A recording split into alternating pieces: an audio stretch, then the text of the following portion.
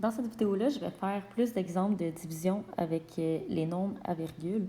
Donc, je sais qu'il y en a plusieurs. Quand vous voyez une division, vous trouvez déjà ça pas très le fun. Puis en plus de ça, quand il y a des virgules, ça en ajoute une couche.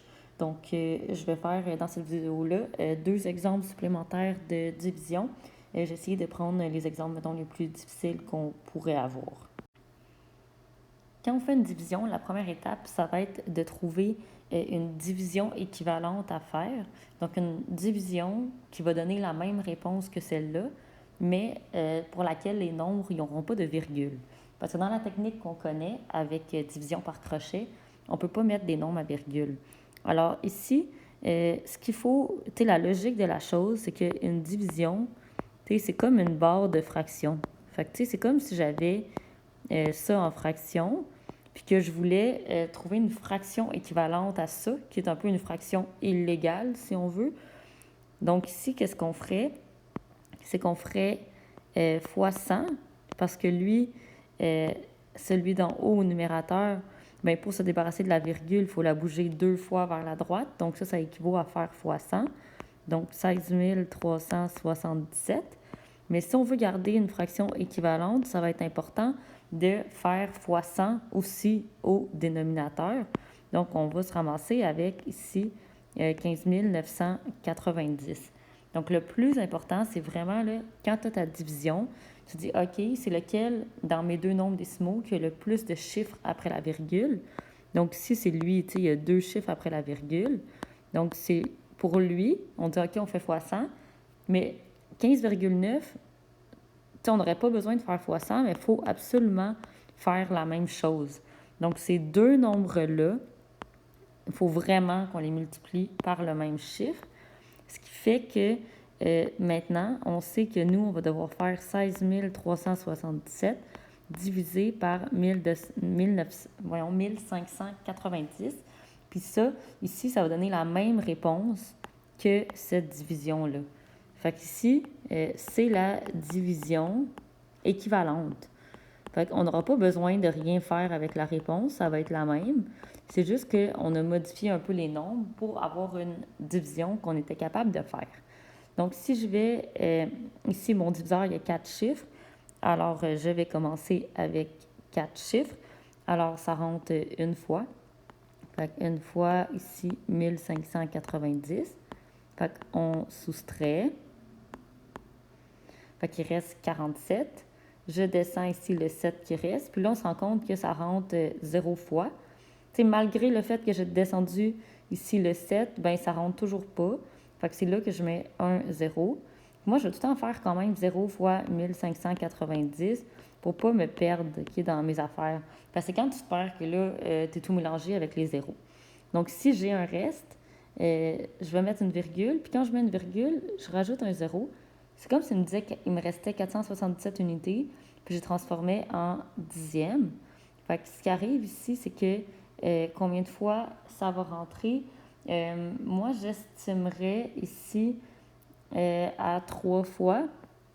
Comme je ne le fais pas d'avance, au pire, si c'est trop haut, je vais en enlever un. Puis si c'est trop bas, ben, je vais en rajouter un.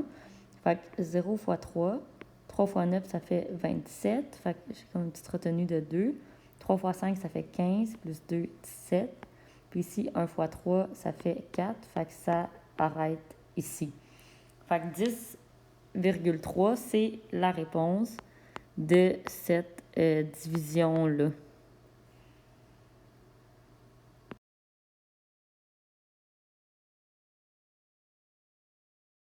Donc, deuxième exemple, 50,832 divisé par 3,6. Donc, encore une fois, je vais trouver la division équivalente. Alors, la division équivalente, c'est une division qui va donner la même réponse, mais pour laquelle mon dividende ainsi que mon diviseur n'auront pas de partie décimale. Alors, mon nombre qui a le plus de chiffres après la virgule, c'est 50,832, ici qui en a 3. Alors, je vais devoir multiplier par 10, 100, 1000. Fait que je vais devoir faire fois 1000 pour le dividende. Donc, je fais fois 1000 aussi pour le diviseur. Ce qui fait que la division que je vais faire, qui va donner la même réponse, c'est 50 832 divisé par, puis là, pour faire le calcul, je peux me rajouter des zéros. Fait que 1, 2, 3, divisé par 3600. Donc, ça va donner la même réponse. Fait que c'est ça que je vais faire comme calcul. Alors, si je commence ici, 50 832, que je vais diviser par 3600. Alors, 4 chiffres, je vais commencer avec les 4 premiers. Ça rentre une fois. Donc, 3600. Il va me rester ici 3, 8, ici 4 et 1. Fait que je vérifie tout le temps que mon reste il est plus petit que le diviseur. Sinon, ça voudrait dire que ça aurait pu rentrer une fois de plus. Fait que ici, je vais y aller avec 2. Alors là, je ne sais pas exactement, mais on dirait que lui, je vais l'arrondir à 4000. Je me dis 4000 fois, mettons, 3, ça donnerait 12 000. J'ai quand même 14 800, fait quasiment 15 000. Puis là, j'ai arrondi à la hausse. Fait que je m'essayerais avec 4. Fait que disons 0 fois 4, 0 fois 4, 4 fois 6, 24. 3 fois 4, 12. Ici, 14. Fait que là, parfait, j'ai pas dépassé, puis je suis quand même proche. Fait que si 432, ben, il reste moins que 3600. Ensuite de ça, ben là, virgule. La virgule, elle vient toujours avec un zéro. Fait que ici, ça va rentrer une fois. On fait le calcul. Fait que 720. C'est pas terminé. Fait que je rajoute un zéro vu que je suis après la virgule. Ça va rentrer 2 fois. Puis là, ça va arriver juste. Et j'arrête pas tant que il me reste rien. Donc, prochain exemple, ici, j'ai 0,2012 divisé par 1,006. Alors, premièrement, je recherche la division équivalente.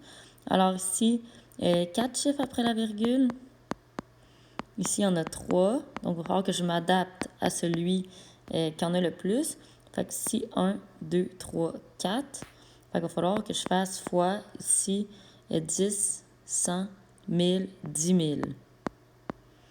Donc, je fais la même chose. Fait que ici, je vais me rajouter comme des zéros pour être sûr d'avoir de la place.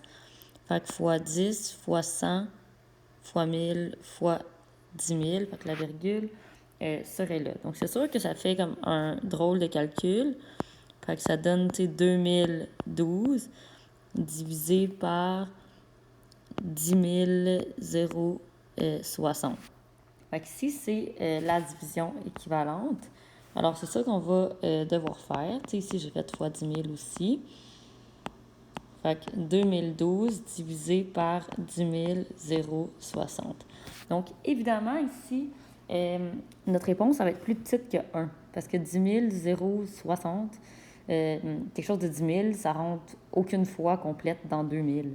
Fait que ici, c'est sûr que ça part avec 0. Fait que 0. Fait qu'il va rester 2012. Puis on va tout de suite aller après la virgule en rajoutant un 0.